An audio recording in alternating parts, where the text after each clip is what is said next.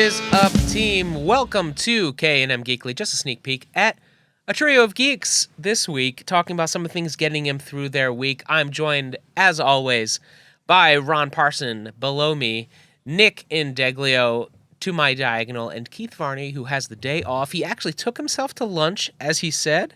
We got a special week this week. We're going to talk about some quick things, and then we went to see Super Mario Galaxy, ostensibly Mario the Movie 2 last night. We had a nice little meal beforehand.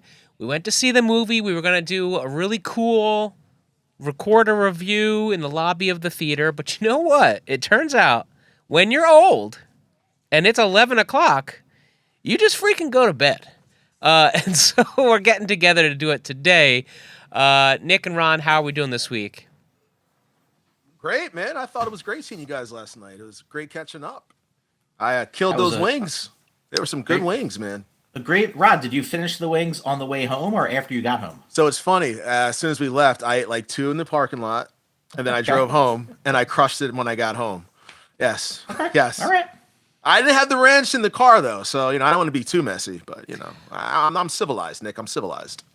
All right, we'll jump in and talk. Let's quickly go around the horn, see if there's anything else you guys want to chat about or you've been watching, you're excited about before we get into the main review here. Ron, let's start with you. Anything else this week that you've been watching or playing? You were just talking about picking up something, maybe a game for the Switch? Well, okay, 2 quick things. If you are an Invincible fan, right. season 4, episode 5 was probably the most brutalist, goriest of all the episodes. Oh my God. It ends on such a cliffhanger. I need to see the new episode right away. This season is so great. Again, I told you guys, you know me, when I get invested in something, I'm invested in it. It stays true to the comics, but they take the bad stuff away and add better stuff. Guys, please watch Invincible. Please. That's Amazon Prime, right? Amazon Prime, which The Boys is coming out, I believe, next week too. We talked a little bit about this a week or two ago. Nick, do you watch Invincible? I am up to season 3 of Invincible, but I had read the comics when they first came out. So I believe where I stopped reading the comics is where season 4 picks up. Okay. There you have it, Invincible. I mean, I did see that the game, although the game is a fighter, I'm not being into fighters. I feel so bad lately. I'm poo-pooing on all video games. I'm in that zone you were in. I finished Ghost of Tsushima, or Ghost of Yote, and I just can't find my next thing. So I'm sort of like, I don't know what I want to do. I know, it sucks, man. Although I did pick up Mario Galaxies 1 and 2 on the Nintendo Switch 1. I started futzing with when I got home last night, and I'll talk a little bit about that when we talk about the movie. But Nick, what about you? Anything this week you've been watching? Yeah, I got 2 things for this week, and both are kind of depressing. The first is I decided to do something totally different in my video game life, and very similar to you, since nothing was really jumping and making me feel like I really want to play, I decided I wanted something that would be zero anxiety-inducing, something really relaxed and calm, and the reviews were saying, hey, something like Animal Crossing, the new Pokemon Pokopia became and so I read, I do what we do. I deep dove it, did all the research. I'm like, this looks like it's going to scratch the itch. And I would say for about a week, it totally scratched the itch. Oh my God, relaxing. I could do as much as I wanted. And then it happened. And I don't know how to undo it. I mean, guys, I have 2 therapists. I've got a regular therapist. We see a marriage therapist. I'm doing the ketamine treatments. I mean, I am in as much therapy as you could possibly get. Here's what happened. There are now too many Pokemon that have appeared in the game that I have to take care of, and I have anxiety about taking care of all of them. Mm-hmm. I feel like I can't keep up. It's almost like Tamagotchi, like when you had the old, keep them alive, you have to water them and feed them and all that. It's very similar in this game, and I became overwhelmed. I realize how ridiculous this is. If any of our viewers have played the game, you're probably thinking I'm absolutely insane, which I am, but that is exactly what happened to me. So anyway, that's my video game. So also on Amazon Prime is Scarpetta. First season, Nicole Kidman in the starring role. Also, Jamie Lee Curtis plays her sister. 8 episodes, and it takes place in 2 timelines. So it's current day and 28 years ago. And there are intersecting crimes that affect all of the characters' lives. It develops over the course of 8 episodes. Unfortunately, I do have to say this. While I thoroughly enjoyed it, loved all the characters, Jamie Lee Curtis is spectacular. Like, she plays the type of character she doesn't normally play. Very eccentric and sexual. Just a very different role for her. But my problem with the series is that in the end, the mystery portion of it was a bit of a letdown.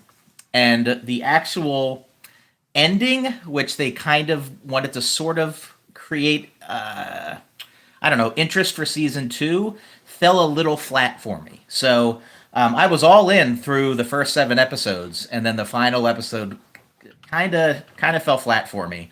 As did a couple of the reveals. However, I still say it's worth watching for the performances alone. It's not de-aging the characters when they do 28 years before. All different actors and actresses play the main characters from the current timeline. So it's fun to watch, actors who you'll all recognize being played by younger actors or actresses who kind of embody the same mannerisms and things. Okay. How old is Jamie Lee Curtis? I think 68, I believe, or in that range. I gotta ask a question, guys. Is it wrong to be kind of attracted to her at 68 years old? No. You can always go older. I think it only gets dangerous if you go too young. Like B. Arthur? Is that that's well, she's dead, weird. So that's tough. Yeah, I guess that's inappropriate. Well, I mean, whatever floats your boat, but I mean, let's not disrespect. No disrespect, B. Arthur. Okay, so Pokemon. I'm not a Pokemon guy, but I think that's I think that Poketopia was the one. Was the more casual game version, I think, right? Oh, big time. Yep. All right, and we've got what was the name of the show again on Amazon Prime? Invincible. Sorry. Scarpetta. All right, great. So I got 2 quickies too. I'll throw out there. So, number 1, HBO Max aired the season finale a week or 2 ago of a show I've been praising called Neighbors, which is pretty much about disputes between neighbors. It's a docuseries. And it's real wacky, and the characters really come off very wacky. And I think, whereas I think it began as sort of actually being interested in the disputes between neighbors, I think really what it became was they were using these disputes to allow crazy characters to give them unfettered access to film them. And it's more of a character study on just really eclectic, nutty people and the things they let rule their lives. The season finale is a little bittersweet, a little insane. You start to ask yourself, these can't be real people, can they? But they are, and they are the colorful characters of this crazy country we live in. It is not exactly the show I wanted it to be, but it is a show in itself has its very own vibe. It's absolutely worth a watch. They're short episodes. You should check it out. It's called Neighbors. It is a docuseries. It is not fictional in any way. It is on HBO Max. It's worth checking out. The other thing is a movie I watched called Nirvana, the band, the show, the movie. It is available on streaming platforms now. It is a Canadian feature that was picked up by Neon. It is by 2 comedians, Matt Johnson and Jay McCarroll, based on the web series, based on the then BBC television show, Nirvana the Band, the show, which I think was on Viceland. This is one of those movies I went in completely cold, knew nothing about this comedic duo, knew nothing about the web series, knew nothing about the movie. And Nirvana the Band, the show, you would think it's about Nirvana the band. It's not. It has nothing to do with it. It's not even affiliated with Nirvana. I'm not even sure what the joke is as to the name of the band. And they're not even a band. One of them plays piano. But there's going to be small spoilers for the plot of this film starting now. I went in cold, so go in cold if you want. But it is ostensibly a send-up of or homage to Back to the Future. It is filmed really low budget, but you can tell that the way it's filmed is almost mockumentary style, and it's about these 2 characters who want to play a show at a venue and the lengths with which they will go to play the show at the venue. It ends up being about friendship. It ends up a little bit being about time travel. I don't want to give too much away other than to say it is 93 minutes. It is a film made exactly for people like us who love science fiction, who love movies of the 80s, a very specific sense of comedy. It's just a great, great, great movie. Did you guys watch, Nick? I think I might have made you watch it. It was called The Infinite 20 Minutes or The Infinite. It was like that Korean film about a time loop. Oh, yeah. Yes, yes. Something like that, Inside the Infinite 20 Minutes or 2 minutes. I can't remember what it was called, but something like that. It's got a very much that vibe. It's very much like a one idea film, but blown up to 2 hours of a movie. It is awesome. It's really funny. It's probably one of my favorite comedies this year. So check that out. It's Nirvana, the band, the show, the movie. It is available on Apple TV or Apple Movies, and I think a bunch of other places where you can probably rent it in VOD or on Mike's Plex if you want to check it out. And it's like Back to the Future, you said? Like that's kind of the premise of it? Yes. Oh, I'm intrigued. It's really good. They use Back to the Future as sort of like the narrative kind of hook of it. But it's not... I really can't explain it, and I really don't want to. But it gets a high recommend. It like gets a 2 thumbs up from Mike. Okay. I'm in. So that said, we went to the movies last night. We saw Mario. Let's see. Let's get it right. The Super Mario Galaxy movie, directed by Aaron Hovath, Michael Jelenic, written by Matthew Fogel, and of course produced by Chris Melodaridri and Shigeru Miyamoto of Nintendo. Starring a bunch of voices you know. If you're watching this podcast, you probably know this is a pop culture film. We had to go and see it. Nick and I reviewed the original in my car a year, however many years ago, one of the first Geekly episodes. 3 years ago. How long was it? 3 years ago. Now listen, we made the mistake of going too late for us. We should have known. We did. So 100%. We were all tired. In fact, we walked out thinking it was a 2 hour plus movie, and it was not. It's a 90-minute film, or hour 34 minutes. Did not feel that way. We have strong. The general pre-critic reviews have been pretty low. That being said, the actual critical consensus was not great on the first movie, but it made billions of dollars, as I assume this one will too. So our review doesn't mean much, but let's break it down in a couple categories. As a Nintendo fan, a Mario fan, did it scratch that itch for you? Did you think it was a good movie?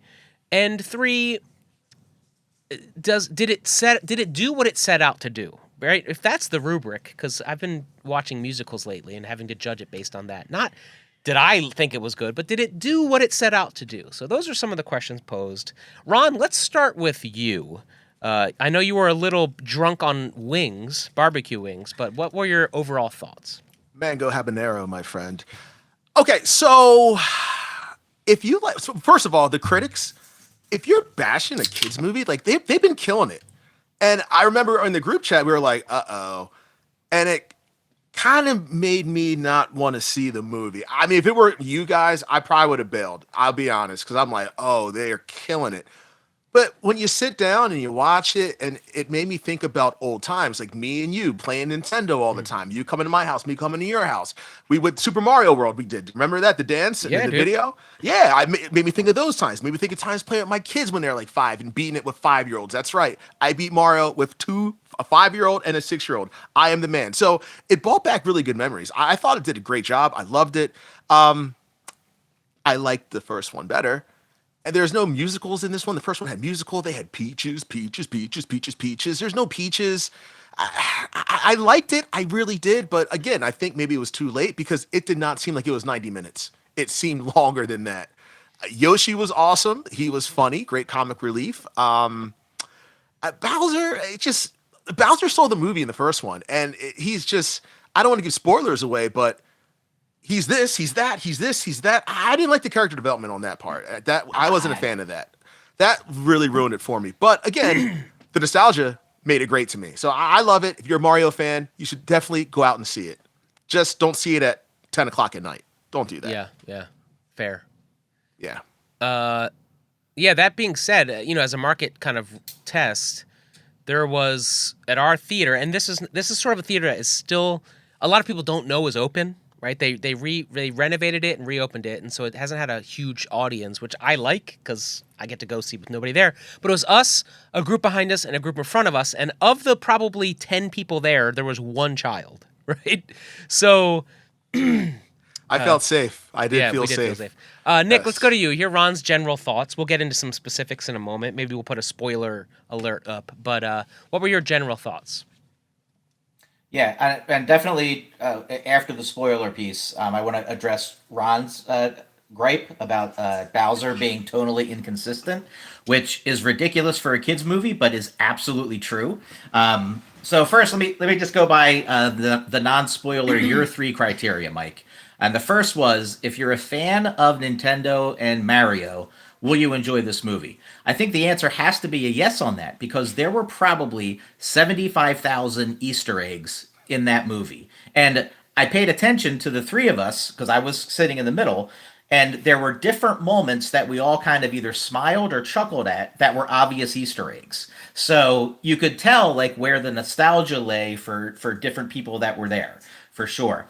One of the things I found strange is that while it was called the Super Mario Brothers Galaxy movie, there were an awful lot of Mario Brothers Odyssey references, which really kind of surprised me. Like while the thrust was the galaxy concept, outer space, a whole lot of Odyssey, which I don't know was the right fit exactly.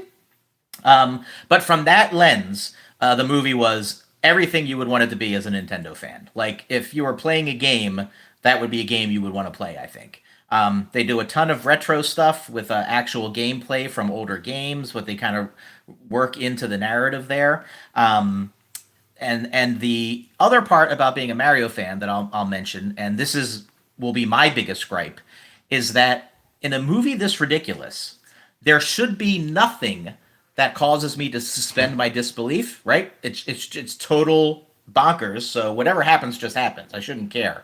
But I was bothered the entire movie wondering how Bowser Jr. got his hands on all that technology and massive nuclear power. Bowser didn't have that in the first one. How did Bowser Jr. get it? So we'll come back to that in spoilers, of course. In terms of, was it a good movie? No, it was not a good movie. None of the characters are developed any further than they were in the first movie. I'm not saying that the movie tried to develop the characters. I don't think it did.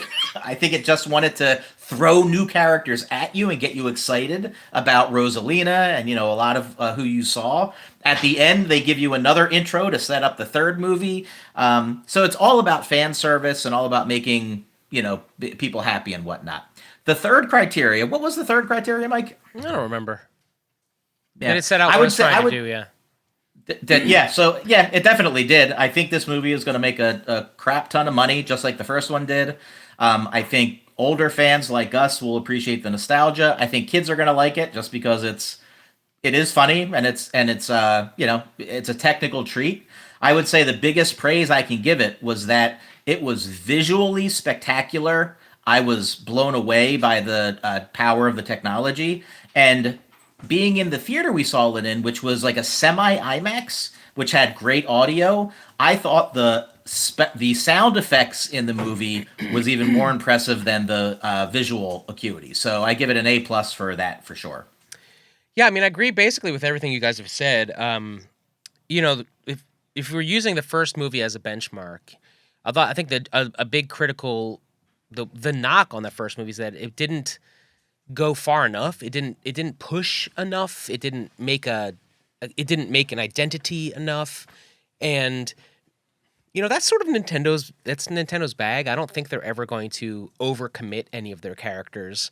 A great example here is, they touch on Mario's affection for Peach, and you think maybe they're going to develop a quote-unquote love story or an arc, and they don't. They punt the whole thing. They make it a gag. They make a reference or two to it, and then she kisses him on the cheek at one point, but it's never more than the games offer. This movie doesn't offer any more story than any of the games offer. As you guys said, you might think that Mario Galaxy, it would revolve around the plot of the game at all, which It doesn't really do that. It introduces some characters of that. I think what this basically does is the title of the movie is basically saying, hey, you know where like we were kind of on Earth or in a somewhat of a reality in the first movie? We're not doing that at all, right? This is all in crazy worlds. I would say my biggest knock on the film actually is my favorite thing about Nintendo Galaxy, I should say, or Mario Galaxies 1 and 2, I should say, are my favorite Mario games. What I like most about them is how each planet you travel to, a bunch of them, has like a different idea and a different concept. And I thought that we would get a lot more traveling to crazy, awesome planets and seeing wacky things. You don't get much of that. So that was a little bit disappointing. I wasn't shocked by the lack of a story at all or really any character development because that's just sort of what I expected. So it didn't disappoint me as much. Though I'll agree there is none. I mean, that is a problem when you're going to see a film, right? If there's no movie, there's no story, right? So eventually the spectacle of it, which was awesome, the sound and colors, which are incredible. See this with laser technology or an IMAX if you're going to see it. Bring your kids because their with attention deficit. Oh, if you don't really need a hook, it's just Nintendo, or you have kids that are like crazy about the game or just crazy about the character or the IP like we were as kids, hook, line, and sinker. The coolest thing it does, which I think is what it set out to do, in which case it really does, is think the Lego movie, or not, whereas the Lego movie actually had heart and a story and was really moving, so don't think about it like that. But the magic trick of the Lego movie or the Lego video games is we're going to do this whole thing, and the whole playground is going to be Lego. Everything is made with Lego. Everything. The entire vocabulary of the film is Lego. In this movie, even more than the first movie, I think. In the first movie, there was a couple of Easter eggs of like Nintendo nostalgia. In this movie, the entire landscape, the entire vocabulary of the film, every character within the film, everything is made of is Nintendo stuff. All of the cameos are Nintendo people. All of the thousands of characters in the background are in Mario 2, or they're in Super Smash, or they're in... So if that sort of scavenger hunt is fun for you, as it is for me, we were calling them out, right? I remember I was pointing to Nick. I was like, Mario 2, Galaxy 1, Galaxy 2. Oh, that's the sound effect from that. Oh, that's Roby the Robot. Oh, that's that peripheral that lasts 2 seconds, That's one of the reasons I love the game Astro Bot, because it's all the PlayStation stuff. But that's fun for about 35 minutes for me as a grown-up, right? Like, after about 30 minutes, I'm like, all right, cool. Well, Mike, that's what I'm saying. Like, I know 90 minutes isn't long. If they made it a little bit shorter, I think we would have loved it. If there's no story, you got to make it shorter. Do you though? Why? Yeah. Why? Because, I was burnt out, dude. Okay. I'm like, how many times can you see, hey, cool, it's it's Mario, it's Goomba. How many times can you say that, Yeah, I know. I guess I'm being devil's advocate. I hear what you're saying, and I generally agree with you. But that's for us, right? Where they're going to make the jillions and billions of dollars is on kids who are going to get this on streaming, and they're going to watch it 8 billion times with their parents on repeat. And, touche. And also, the funny thing actually is that they felt the need to put 2 post-credit scenes in here, like we're freaking doing Avengers. They're like, nobody cares. The kids will see the next one. It's Nintendo. They can do whatever they want. There's one cool cameo, which makes me excited because I was like, oh, maybe we're gonna see a game for this cameo character. Not that I'll probably play that. I didn't love the first ones, but I'm gonna go like this. I'm gonna put a big spoiler thing right here. Now we're gonna talk specifics on the movie. The character I'm talking about is Sly Fox, in this. I marked out. That was awesome. Yeah, it was like sort of like they're trying to revitalize the character, because otherwise, why do you bring Sly Fox back? Yeah. I'm not. I don't remember much past the sort of N64 Sly Fox games, but me neither. I could use a Sly Fox. Sure, give me something cool and new, Nintendo. I was hoping this would be like a Galaxy 3 type of. We'd see a Nintendo, like they would drop a game. And that's what this movie would be for, but it doesn't seem like it's trying to do that. Why don't you guys talk about Bowser? Jack Black reprises his role. Ron, we'll start with you because you had beef with Bowser. What was your issue with it? No, it's just like he was so good in the first one, right or wrong. Like he stole the movie, and stole the movie. Yeah, and this one, no, he changed. And then he goes back to Bowser Jr., which I get, Nick. I get it. You see your kid's proud of you, and you slowly go back to your old ways. I understand that, but I just didn't like it, man. I didn't like it. I didn't like it. And he was the star in the first one. He did nothing. You need Bowser in these movies. Bowser Jr. couldn't do it himself, man. I didn't like it, that part. I just didn't. I'm sorry. And Ron, can I build on the here is what you just said is my biggest complaint about Bowser, but it's even more specific. So it starts off, they want us to question whether or not he's really reformed, right? And that was kind of funny. That was. Then we believe he's reformed. Then he goes back with his son, he reverts back, but if you're telling that story, you have to pay it off at the end with him being good again and helping Mario and Luigi. Yes. That didn't happen, and they completely dropped the whole thread in the last 15 minutes of the movie, which, again, for the kids, maybe that's not a thing. For me, wanting to see a story, you can't set my expectations up like that and not deliver on the finale. That's just a tease and isn't fair. So I'm with you 100%, Ron. Like, he had a master plan? If he had like a master plan, then awesome. But there was no master plan. Like, he really did no master plan. Yeah. No, I think they wanted him to fall in the fire so we could see dry bones, and we could see the end of Mario 1, the game, and then we could see bits of Bowser's Fury, which was like a pack-in game, which I think is with him and Bowser Jr. Yeah, you guys are totally right. There was a funny take that he played a funny abstraction of the Bowser character mythos in the first film. I thought what would have been better served for this movie is to just have kept him as little Bowser because that was funny when they had him little and trying to wrestle with his anger issues as sort of like a little mascot throughout the film. But then they like make him make a hero sacrifice, and then he's rescued by his kid, and then he's like, it doesn't make a lick of sense. But no, that's because if we're being honest about the film, this is almost as if the plot was designed by AI, right? They were like, here's all the cool, we want to do all the fun world building stuff. And then we just like have to do these narrative XYZ things. Like have AI plug it in almost like Mad Libs. Here's the beat where such and such is kidnapped. Here's the beat where we go. None of it ties together. None of it makes a lick of sense. There are no surprise reveals.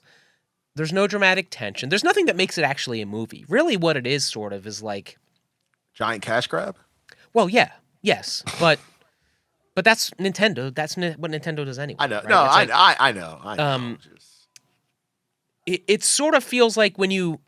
what I do sometimes when people come over, if I don't play music, sometimes I'll find like... I'll YouTube search 80s cartoons or 80s commercials just for the nostalgic feel. I'll turn the sound off and it just plays clips of 80s shows just so it evokes a feeling from people. That's basically what this movie's doing. It's not really about anything. No. And we went and saw it. And we'll go see the next one. And I think they knew that, and so they're like, why? Let's not work too hard. Miyamoto, who's one of the producers, is just like, here's the key to the kingdom to all of our sound effects libraries, all of our visuals, every character we ever had. I would have been cooler, I think, if they had kept the for lack of a better term, the scavenger hunt to just Mario stuff instead of kind of making it Nintendo, you know? Yeah. Because it's a better magic trick, but ultimately I would agree with you guys in that I would give the edge to the first one in just it at least tried to be about something. There were some story elements. This one I couldn't tell you what the hell. It didn't make any sense. And Rosalie, like, she's the mother to all these star creatures. You don't even understand. They didn't even bother explaining what those little star guys are. No, not at all. And like Peach and her are sisters, and they're made of stardust. It's just fodder. And had they done things to actually make you think this is a movie that they gave thought to, when they mentioned that Rosalina sends Peach away because the big evil is coming after her, we never found out what that big evil was. And I have no faith that they're ever going to revisit that. No, dude, so zero. You literally sent your sister away to a world that you didn't know, and was she going to be safe? She was a baby. Like, what? Who does that? But again, everything you're saying is true, Mike, on that end. Yeah, so I'm giving it a pass on a lot, but but here is the truth, right? The Lego Movie is actually a great movie.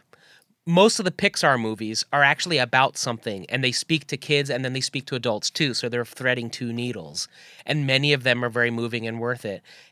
Every one of the previews we saw in this movie, I'm more interested in I would say it was better spent my time than actually watching this film, and I would say. I don't love the Mario Party games, but at least but just because I don't have kids and I don't generally have people over, so they're not games for me, right? Right? They're cool when you play them for what they're worth, but at least they are what they are, right?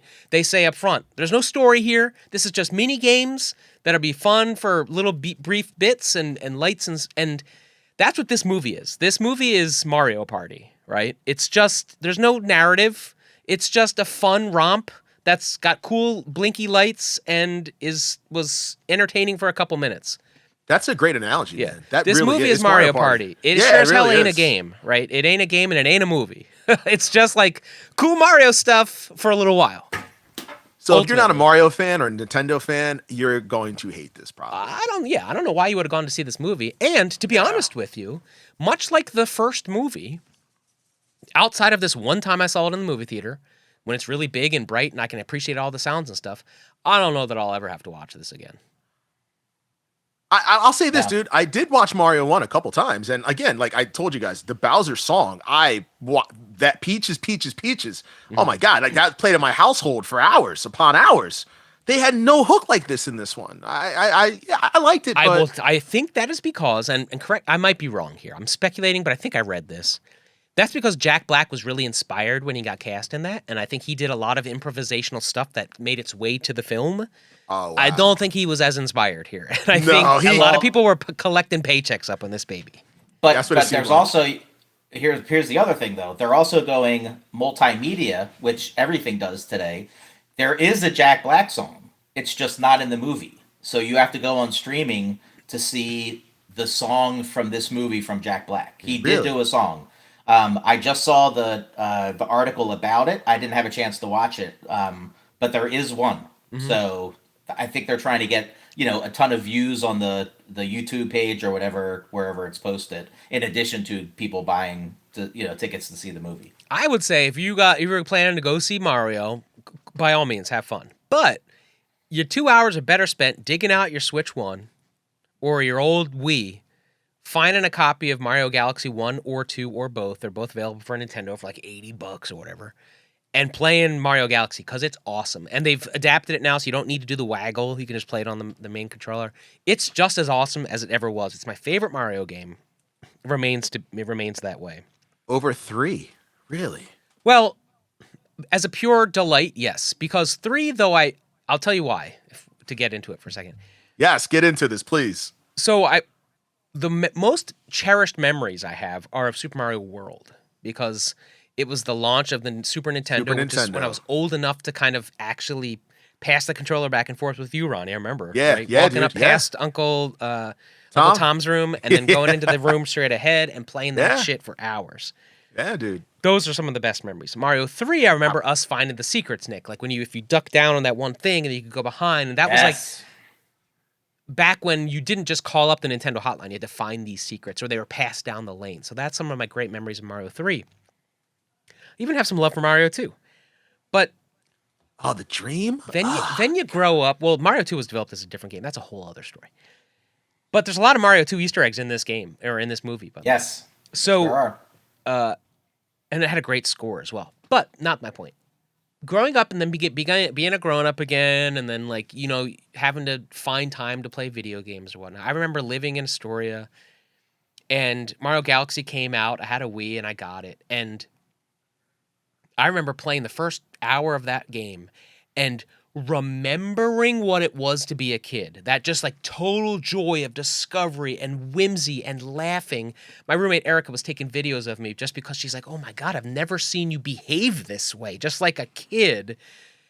And it's so rare that a game can bring you back there. You know, I liked Mario Wonder. I've liked a lot of the 3D Marios that we would play, Nick, back when the kids were little, and you know, but nothing has transported me like Mario Galaxy did. And it did that perfect balance of it gave you something to do, like collect these stars, but it didn't overdo it, right? Where you could get, it never triggered my OCD, like I need every freaking star. I just could enjoy it for what it was at my own pace and time. Oh, I love Mario Galaxy so much. Do you guys have an affinity for the game Galaxy, or what are your Mario loves? I don't like Galaxy, man. I'm sorry. Yeah. Go ahead, Ron. No, I just like the old school Mario games, like Super Mario World. What's the one that came out? The last one on Wii U. What was the last one? What was that one? The Mario. Was it Mario U? Mario U or Deluxe. One of those. It's all the gold. We call that the bubble game because when you die, your character appears in the bubble. Yes. And you have to pop it to get him to come back. Yeah. I think of that because like I played with my girls when they were little, when they actually wanted to hang out with me, which was cool. And I just be like, bubble, bubble, bubble. Yeah, but if you all bubbled, then you all died. No. I would get through it while they would bubble. Like the hard parts, I'd be like, bubble, bubble. And then Ari wouldn't bubble and we died. Like, Ari! Those are the great, again, I guess like you said, those are great memories. I just think back to that. And well, Wonder, have you played Wonder? Because that's a side scroller too that has a lot of the vibes. So, okay, I got Wonder last year and I thought we all could play it together. And we played it for one day, and then we just stopped playing it. And I actually sold it. And now I want to play it again because that's the only Mario game I didn't beat. Besides Galaxies. I don't count Galaxies. I'm Galaxy sorry. 2 is great, too. Yeah, Wonder is cool. Wonder is very much the side-scrolling Mario you remember, but every once in a while they introduce sort of a game-breaking... Like, instead of a superstar where you can just, like, run through the level, it gives you some other power, and it's totally unique to the level, and chaos ensues. It's worth... What's the elephant about though? Like I don't understand that. Like why is he an elephant now? Why is he a tanuki? Why is he a raccoon in some of them? Like it's just random Mario stuff. Fair enough. Which they do a funny gag in this movie too. Of him becoming the different. Yeah, it's like the power. The Marios of it, sort of like some people love. Like Nick, you mentioned it. They do a lot of talk about Mario. What was the first Switch Mario on Switch? Odyssey. Yeah. Odyssey for me was sort of like Nintendo 64 Mario, where it's like too much freedom, right? Like I don't give me the keys to the kingdom, right? I need a very guided experience with my Marios. Right. So Odyssey never spoke to me, though some people love that about it. I forget what my question was. Oh, Nick, go ahead. Did you play the Galaxies? I remember you liked them too. I did. I did. You actually turned me on to it because you were so into it. Loved it.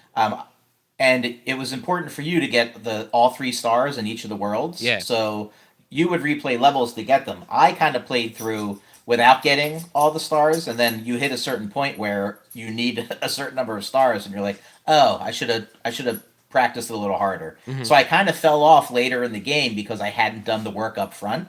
But I loved the fact that you had like the anti-gravity levels and the water levels and they were all planets, like like these like asteroids, and you get shot out there. Yeah, from a thematic experience, it was definitely one of the most focused Marios and in a way kind of made the most sense. And that type of game I do like better than your typical side scroller, because anymore with side scrollers for me, they've become more complicated. So, and that's one of my issues with Wonder is that it's harder, and at some point, I just can't manipulate it like I used to because it's too complicated for me. I want to close this by saying this is crazy because it has nothing to do with Mario, but Sony, I believe, distilled everything that is wonderful about the platformer and about Mario and about what an experience should be, and it's the Astro Bot. I think the Astro Bot is the greatest platformer I've ever played and will ever play. I am obsessed with that game. It's the same thing with Mario. Each individual level is bespoke.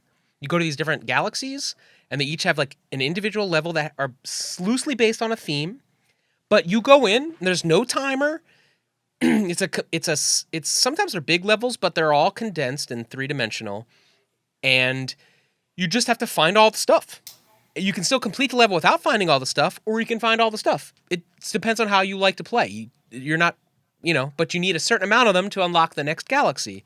And on top of that, you save these little guys, and all these little guys that you save then go to this main hub planet. And on that hub planet, you can use those little guys that you saved to unlock different mystery stuff that is all PlayStation lore. So if you're in PlayStation, you've played PlayStation, it scratches some of those nostalgia itches. If you haven't played Astro Bot, dude, I don't know, stop what you're doing, forget Mario, forget playing Wonder, go play. Ron, I'm looking at your face. Have you played Astro Bot? I haven't, but I really haven't played it like that. Oh, I didn't know. I know it's that good. Start from the beginning. Really? Start over, 0-0 save. I guarantee you, if you play it and play it, give it 3 hours, you're gonna be like, "Oh, this is the best. This is the best." I have nothing to do this weekend, so I'm telling you, Astro Bot is the best game. I'm on it. What about you, Nick? Have you played Astro Bot? Yeah. Once again, you turned me onto that. I'm about. I guess I've done about 2 or 3 worlds. And I'm being smart. I'm making sure I get enough of the completion because I know it's gonna, play in later. Now I know what. I had to do a thing. Like. I had to do a thing. It was actually therapy based for me. So I was doing the thing where I was like, okay, I love Astro Bot. I'm getting all the guys. I'm doing all the things, and I was 100% running it. But there are a few special worlds that are all time, those super time trials, like back in the Rayman days. Remember Rayman? Yeah. Also a great game. Yeah, great game. But I'm not a Twitch gamer. So there are certain things I just can't do it fast enough. I can't. And in order to do it, you probably have to spend, 4, 5, 6 hours just replaying the level over and over again until you can speed run it. That does nothing for me. It's not fun for me. I don't enjoy that experience. It's why I don't play Dead Soul or what are those Dark Souls or anything. I don't want to just play one boss for 6 hours until I beat him and learn all the patterns. That's not fun for me. I don't want to yuck your yum. If that's your thing, cool. So I had to let my brain recognize that I was never going to 100% Astro Bot. I'm not going to beat these levels. And so I stayed. I didn't beat the last boss because I was like, I'm not going to even face the last boss until I get all the dudes. And so I had to finally sit down with myself in the mirror and be like, yo, dude, you're not going to beat those speed levels. You're not going to do it. And so your choices are you never beat this game that you love or that you just beat it at 98% and be okay with it. And I had to have this whole moment, this come to Jesus, where I was like, it's important enough for me to finish this experience that I loved and all these people worked really hard on and not let my freaking OCD stop me from it. So I did, and I loved that game. It's one of the few games I've finished in the past few years. So I only hope that you guys love it as much as I do. And take your time and explore the levels. There's no rush. It's really cool. I love that game. You hyped it up, dude. This is going to be my Friday night now. Yeah, man. This is my Friday night. And I'm off on Saturday, so I'm good. I mean, don't trust me. The universal praise for that game, but okay. While we're on the video game topic, Mike, I just want to give a shout out to one of your show's big fans, also in the Discord. Jason? And I don't have. He's a big gamer. Is it Justin or Jason? Jason. Jason. He is of a similar bend of me in that we dive very deep into all the previews, reviews, all the stuff on these games. And I was super interested in Crimson Desert, even though I knew it was a Souls-like, right? I can't play those types of games. But it also was a giant open world, which always speaks to me. Anyway, thanks to Jason, because he spent the $80, bought the game, and then realized in 2 days it was what he thought it was going to be, which wasn't for him. But he's the one who took the risk for us and spent the money. I played about 6 hours of Crimson Desert. I got a computer version that I paid for with my own money. But regardless, to just walk around the game and explore the systems and how big it is and all the crap you can do is pretty impressive. But yeah, I played one boss and was like, this isn't going to be for me. It doesn't speak to me. I'm also just not a fantasy guy. That's not my realm. Yeah. But yeah, Jason's a big player. I want to play more games. I'm excited for whatever the next game is. I think my next thing I might revisit is Star Wars Galaxies. Or I think is that what it was called? Outlaws, Star Wars Outlaws. Yeah, okay. which a couple of friends of mine have really loved, especially after all the patches. So I might give that another go. Yeah, you have Wolverine come. Well, that's not coming out for a while, but that looks. There's some stuff coming, which I'm excited about, but we'll see. Another day. All right, let's do it. You know what? Whatever. We've recorded a whole episode, so why not? That freaking date was wrong. You know what I think we should do is I think we should let Keith go first because Keith has a weekly rad, except I forgot to put it in the thing. So Ron, why don't you go ahead and start us off? Okay, I think mine is kind of like last week. I still had not watched Daredevil Born Again season 2. I'm waiting on my daughter to watch it, but she's got so much crap going on and she's gone for the weekend now. So you know what? I'm watching without her. Wow, and I got 3-4 episodes to watch and I gave her chances. Oh well, be mad at me. So yeah, I'm going to binge that and I'm going to play video games. I'm not working this weekend. I usually teach acting classes on the weekends. I'm off all weekend. So yeah, I'm going to stay up late. I'm going to play video games. I'm going to watch Daredevil Born Again. And I might watch a Tobey Maguire Spider-Man. Wow. And play Astro Bot.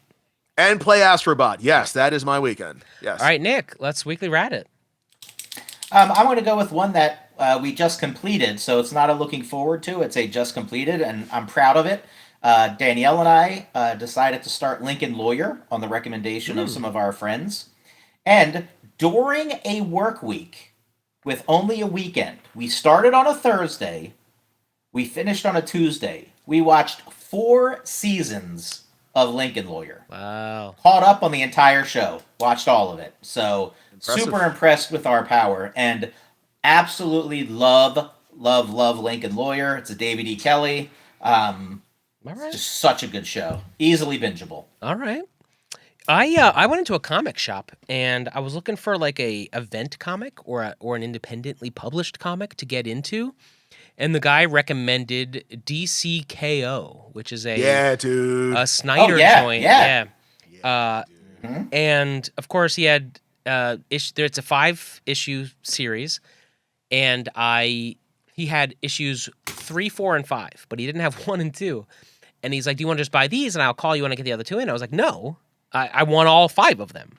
So, how long is it going to take? He's like, "Give me a couple days." And I was like, "Well, I'm here now, right?" So, he was supposed to call me, and he never called me. This was like 5 days ago. So I went on the Amazon to get DC's KO, the 5-part series, and I start reading reviews, and it is universally despised.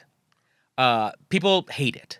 And so I was like, okay, I'm not going to read this. But what has gotten super recommended is Absolute Batman, which is starting in October Where have you been, dude? I have not read it. So I ordered the hardback cover of Absolute Batman from October 2024 to, I think, December 2025. So like not quite caught up, but the whole first year and a half of it. So I just got it. The hardback is freaking awesome. It's beautiful. I haven't read it yet, but that's what I'm going to start this weekend is Absolute Batman. So I'm super jacked about it. He is an absolute unit in this thing. He is so... Oh, yeah, you're going to love... You're going to love Absolute Batman. No spoilers, but right now, shit's getting real right now, cool. dude. Yeah, so I haven't been in on a comic in a while, so I'm excited to jump in there. I have, I've read a bunch of the Absolutes, like the Martian is really good, and Superman's pretty good. So we'll see if this launches me into the Absolutes. I think it will. Mike, before you go to Keith's, I feel it would be remiss to not bring up the fact that 2 times in the past week we've done something outside the house. That's true. We saw the Mario movie, and last Wednesday with our buddy Carl, we went and saw Steven Wilson Jr. live at the Fillmore. Yes. Steven Wilson Jr., who's blowing up right now, and much like the opening act said, you're not going to be able to see him in those small venues for much longer. So if anyone's into like the kind of like country, alt, grunge, but also ballady type music, I think you would enjoy some Steven Wilson Jr. Yeah, patrons of the channel, I did a Mike Listens Volume 1 that he has a tune on, so check that out on our patreon.com/KM. Yeah, but that was a cool concert. That was a really great concert. And in retro, Mike, you and Carl both turned me on to the Bleachers. Oh yeah, Bleachers are great. Yeah, so I've listened to their whole discography and all the live shows, and definitely digging them too. Yeah, live music. We should talk more about music as well. Yeah. All right, Keith. Let's see what Keith has for us. What's up, everybody? This is Keith beaming in from the past, because in the present, I've probably already gone to bed. I don't know why these fools want to record at like 10 o'clock at night. That is some hot nonsense to me. But I figured I should contribute a weekly rad, and by I figured it, Mike made me. It's true. So this week's weekly rad, I just want to talk about something specific in a movie that I think is quite bad. Right, so this week, Jillian and I, we watched the Prophecy, which is, I believe, a 1992 sort of like Angels and Demons sort of a movie, and they ended up making like 5 of them. It's crazy. It's a fascinating movie, and it's got a lot of people on there who, before they got famous, Viggo Mortensen, right before he did Lord of the Rings, Eric Stoltz, Amanda Plummer's in it for like a hot second, Adam Goldberg, Virginia Madsen, Elias Koteas. Anyway, point being, the movie is hot nonsense. It makes absolutely no sense why any of the characters do any of the things. We don't really even know what the plot is or what is trying to happen. Okay, so, but why am I talking about it? I'm talking about it because I think we need to shout out unhinged performances and appreciate how one person's decision to be a complete lunatic on screen can make an entirely terrible movie watchable. And in this case, this is Christopher Walken playing Gabriel the Angel. And I don't know if he knew what the script was or what the plot was or what his character was. I'm not even sure he knew he was in a movie. But holy moly, does he choose the scenery at a Nick Cage level. And it makes this nonsense movie quite watchable. So I just think we kept watching the whole thing.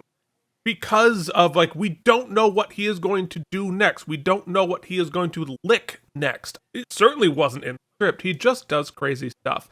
So I think maybe we should do a segment of our favorite just lunatic performances that elevate bad movies into watchable movies. So my weekly rad, well, as always, because it's me, is from at least 31 years ago, 1995.